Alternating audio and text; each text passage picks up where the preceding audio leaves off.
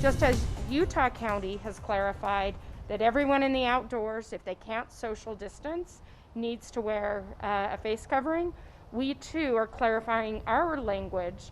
Salt Lake County Mayor Jenny Wilson Thursday clarifying the county's mask mandate. Face coverings are mandatory for anyone who is 2 years old or older and anyone who can medically or psychologically tolerate a face covering. Jenny Johnson, Public Information Officer with the Utah Department of Health, is with us tonight. Jenny, thanks for dropping by and spending your Friday evening with us. Sure, you're welcome. A record day today for positive cases. We're talking about more than 1,400 cases. Talk to us about the importance of increased testing in the battle to flatten the curve.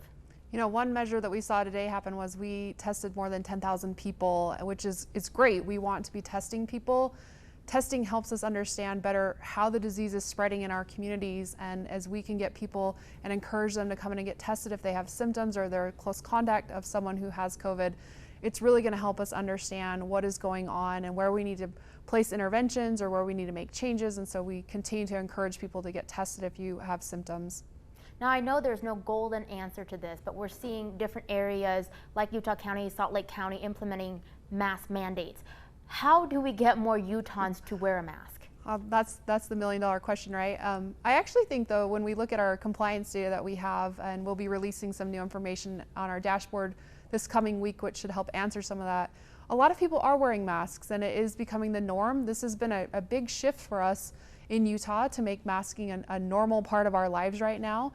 It's going to help us with flu season, and anything we can do messaging-wise or policy-wise that encourages individuals to wear a mask or makes it easier for them to wear a mask is a great step, and we applaud our local leaders who are working hard to make that happen. It helps everybody. Let's talk about this new public health campaign that you guys launched. It's aimed at teens, young adults. I love the hashtags, avoid the Rona. Tell me about the public health campaign. Yeah, so we asked a few of our young adults, college-age students and high school students, how they talk about coronavirus and what things they don't want to miss out on if they were to get quarantined or get isolated and get sick. And they came up with the Rona and helped us develop it. It's being put on platforms where we know young people are at, TikTok, Snapchat, and some of those social media channels. And we're really trying to talk to them in a way that they're going to resonate with and help them understand that it's not just about their health. It's also about making sure they have the chance to have these opportunities during this time in their life that we all want them to have. And right now, the way they're going to be able to do that is by wearing a mask, staying physically distant, washing their hands, and of course, staying home if they're ill or if they've tested positive. All those things are going to allow them to have those things that they don't want to miss out on right now. I love that. Target the messaging right to that demographic. I mean, I've seen a group of people making masks stylish, making social distancing dances, right? You got to target that demographic. Yeah, I mean, they're definitely, the majority of our surge lately in the last few weeks has been among young adults and high school students, and we've got to do something different to reach them. We have to meet them where they're at. And, you know, I think it's important. It's not that they don't care about people's health. They do care about people's health. But if we want them to make behavior changes, we have to remind them of the things that they are potentially going to miss out on that are just as important as health. And those are, you know, dances and playing sports and staying on campus. If they're college students, they want to be in school. They want to have those experiences. And there are things they can do to make that more likely to happen. Well, flu season is upon us, and we do have a group of Utahns who are anti-vaccine, anti-shots. Can you emphasize or talk about how important it is to get a flu shot this season? I mean, this year it's critical, right? We've got to be able to keep our hospitalizations down. We have to protect our healthcare workers.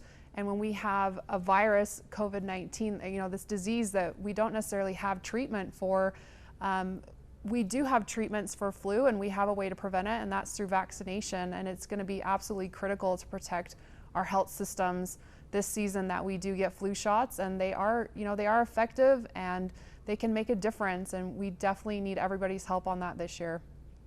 Governor Herbert said that earlier this week there's concern that the state does not have enough healthcare professionals to tend to the infected if we continue at this rate. We have about a minute left. Talk to me about this. You know, that's exactly why we need to get flu shots and why we need to do everything we can right now to slow that spread of COVID-19 in our communities and in those hotspot areas around the state, because we do not want to overwhelm our healthcare system. That's been a major goal from the state and the local levels. This entire response is to make sure that our healthcare professionals are able to take care of us if we need that care, not just for COVID-19 or flu, but for anything that we might be in the hospital with. And if we overwhelm them, that definitely jeopardizes the ability for them to care for us for all kinds of things. Busy time for you guys. Jenny Johnson, Public Information Officer with the Utah Department of Health. Thank you so much for stopping by tonight. You're welcome.